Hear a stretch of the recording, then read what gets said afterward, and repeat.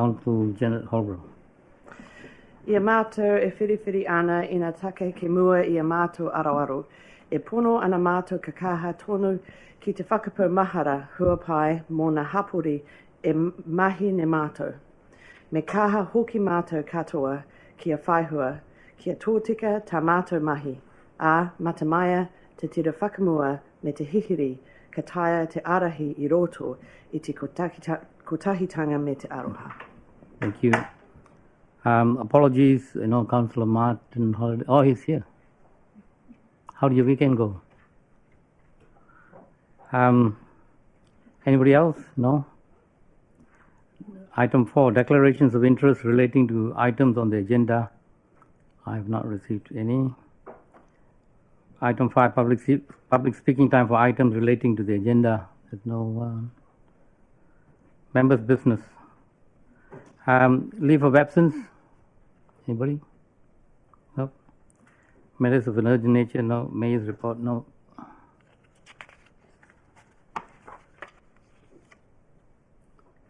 Item 8.1, long-term plan and the adoption of the regulatory fees and charges.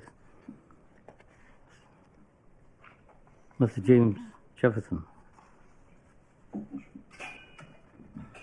Good morning, Mr. Mayor. Good morning. Chairs, how are you? This is. And we all say? Good morning, Mr. Jefferson. It's going to be a long day. This is the annual dance that we do to get ahead of the dog registration fees, that misalignment that has been there for years. We send the invoices out for dog registration starting next week, so we need you to adopt those fees, and we thought we'd bring you all of the regulatory fees in one hit. And look, I take the report as read, and I just really want to highlight the vast majority of the fees only have the LGCI component, the 3.6, I think, applied to them, and from memory, although I think I was focused on COVID last year, I don't think we made any adjustments to fees and charges last year. So the vast majority of the fees, there are 3 new Building Act fees that we've consulted on, and they're at the bottom of page 6 of your agenda and go across the top of page 7. They are the portal that people can make their applications through electronically, and that we process the electronic applications in, attract a fee from us to the software people and the people that run these things, and we have never charged for that. We have never charged the applicant.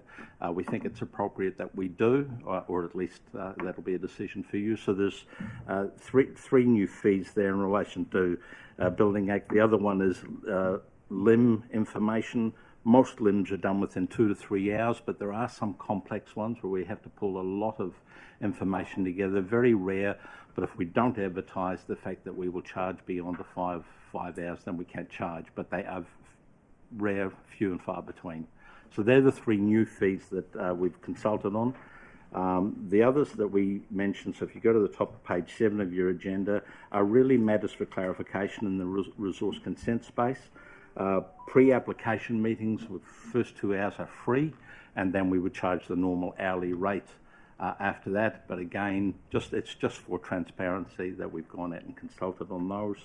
And in the middle of that part of the table, there's a monitoring fee that once a resource consent's issued and we go and check on the conditions, we charge an hourly rate on that.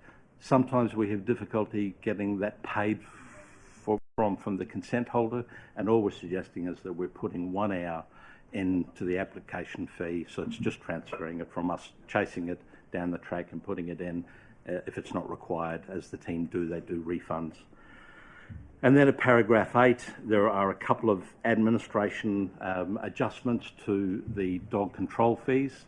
One that didn't get picked up I understand when you did the dog bylaw, I think it was a year or slightly longer ago, and it was in relation to the status of the kennel clubs and dogs. So that's an adjustment there.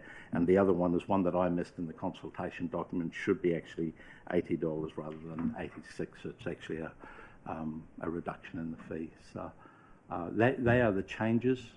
There are really only 3 new fees. The others are clarification amongst that plethora of fees and charges in the LTP. So happy to take any questions. I had arranged for some of the managers to be here if I needed to phone a friend on some of the technical. But look, they're the key changes.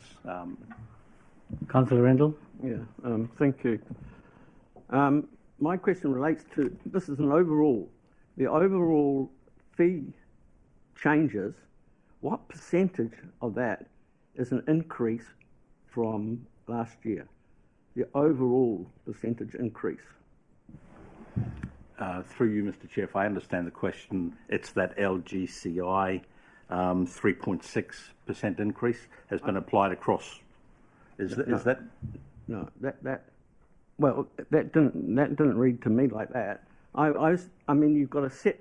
I wasn't going to go through each fee, and I thought the staff would have worked out as an overall percentage figure what the increase would be. Like, is it 8% or 5% or 6% or what?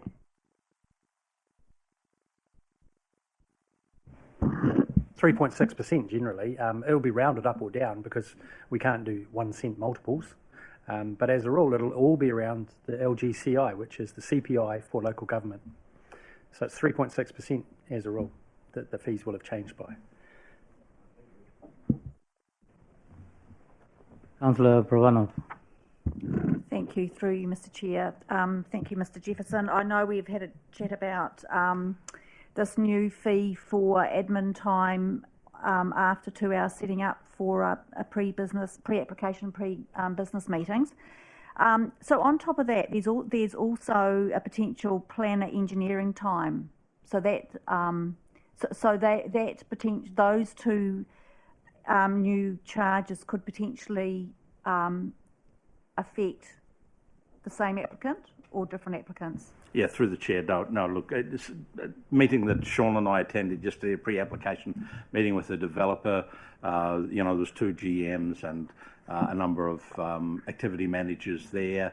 There was no administrator there because it was actually an early meeting, but so it's just the ability to recover, if required, staff time against an application that comes in, and making sure that the application is quality and comes in and has a much easier chance of tracking through the system. So you could have an administrator there who should be taking accurate notes and distributing those so that all of the parties know where they stand, and yes, there could be a planner there. Again, the vast majority of pre-application meetings take less than 2 hours, and there is obviously the discretion. If we were helping a mum and dad who wanted to subdivide and needed to nurse them through, a couple of extra hours, there's that discretion to apply or not. But again, if we don't advertise it, we can't charge it. So just to carry on from that, so we also talked about the fact that this is actually that this is for meeting time, but outside that meeting time, there also could be time that was allocated to this cost. Going through the chair, the cost is actually just the hourly rate that we would charge a planner or an admin person out. So yes, once the application come in and track through the system, depending on what the deposits are, either they'll get a refund, when it's all washed up at the end in terms of hours spent on processing an application. Thank you. Councillor Coates. Morning, Mr. Jefferson. Through the chair, just following on from Councillor Pravanov's questions, a number of the submitters interpreted the fees and charges as if it was a new fee that the applicant would be paying for the entire time. So to clarify, for the avoidance of doubt, it's reported in the paper, but that the existing free 2 hours remains. It's just simply for that 5 or 10% of the applicants that go over that time where the extra is charged, and that is because if they don't pay it, it's rates funded.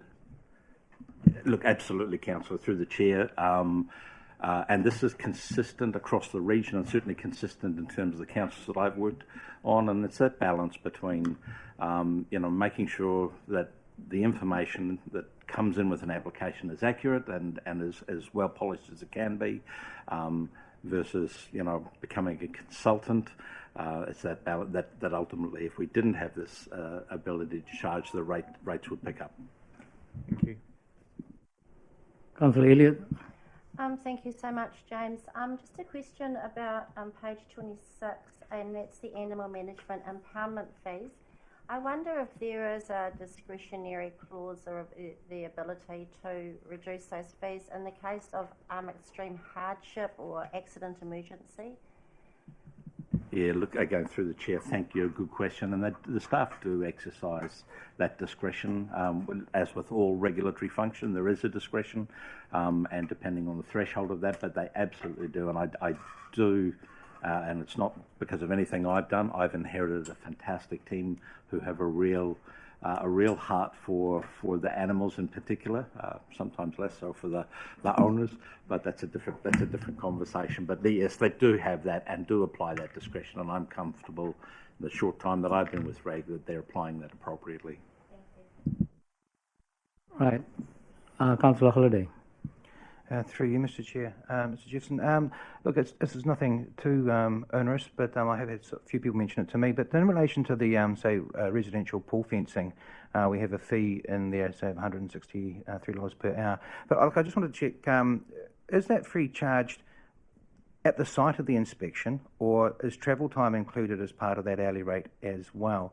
There was just some people who thought that it was more reasonable to just have the site visit charged at that rate rather than the travel time as well.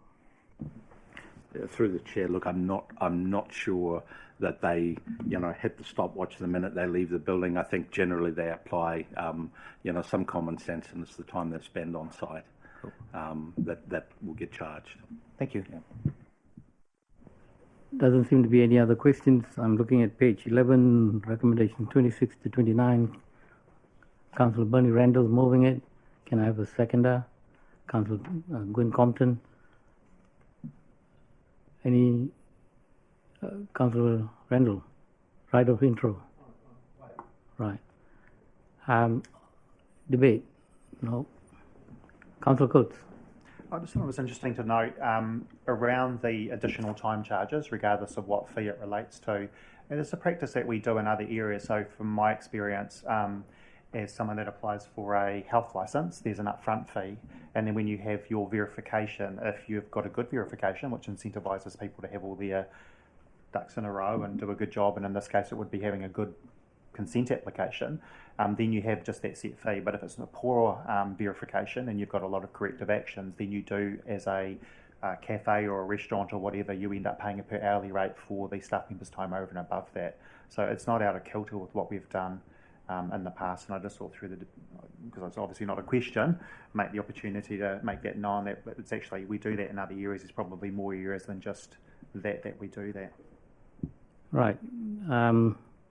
Recommendation 26 to 29, moved by Councillor Randall, seconded by Councillor Compton. All those in favour say aye. Aye. Those against? Carried. Thank you very much. Thank you, Mr. Mayor. Next item 8.2, rates remission for conservation purposes, page 34.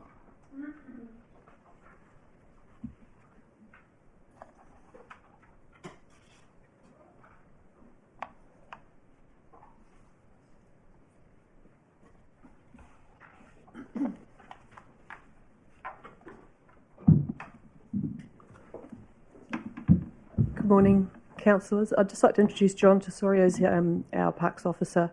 It's the first time he's presented a paper, so I said you don't bite. That's all right. I like him already. Feeling nervous. Even got a tie on today. So You use the same hairdresser as the mayor. yeah, absolutely. Special shine this morning. Good morning, Mr. Mayor and councillors. The paper before you outlines recommendations for rates remissions for land that is protected for conservation purposes. The remissions are a rollover from the previous year, aside from the two additions being 116 Ruapehu Street, Parapara Umu, and 2 Greendale Drive, Parapara Umu. I will take the report as read and happy to answer any questions that you may have. Councillor Randall? Yeah. Yeah, it's a good report. It's very good that you've kept within budget.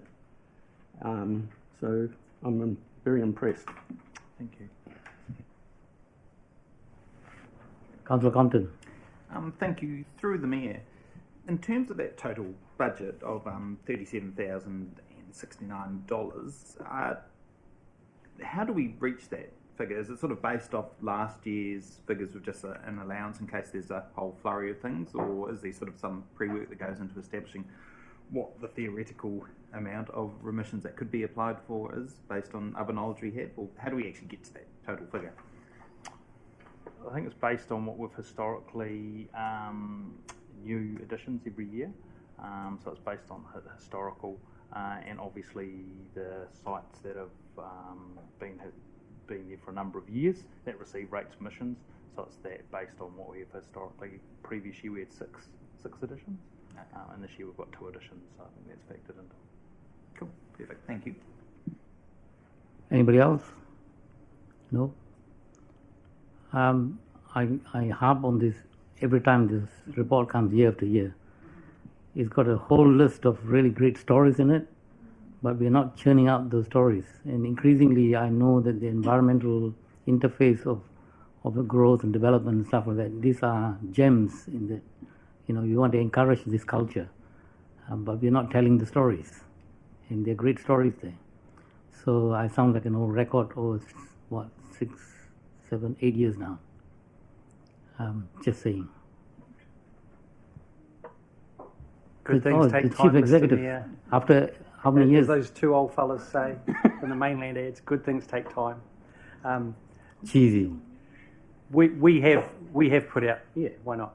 We have put out stories every year, but I'm sure that the 2 people who have been put through the ringer for the first time have heard you loud and clear. If there's no other questions, thank you for not making me a liar. All right. Let's go. Right, before you go, we got to see whether the recommendation is going to pass. Page 37, recommendation 27. Councillor Elliott moved. Councillor Holbrook seconder. Right of intro. Thank you very much for this report, staff. It's really wonderful, and we do attempt to tell the wonderful stories of this when we disperse the annual heritage grants. Okay, yeah. And so feel free to send them any information, about applying for the grants. They're certainly useful, and there's great funding available every year. Thank you. I'll be supporting this recommendation. Right. Anyone else for debate? No. Recommendation 27 moved by Councillor Elliott, seconded by Councillor Holbrook. All those in favour say aye. Aye. Those against, carried. Thank you very much. Next.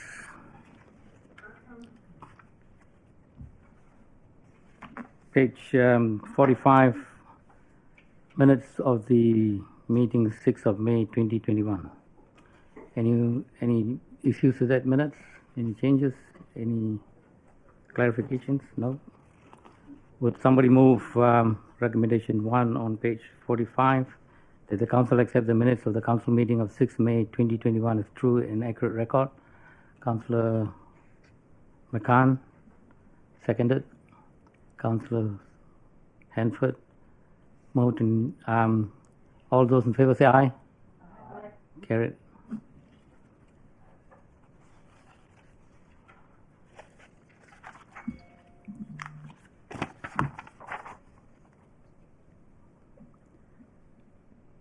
I now move to go into public exclusion. Can I have a seconder? Councillor Holbrook. All those in favour say aye. Aye. We're now in public exclusion.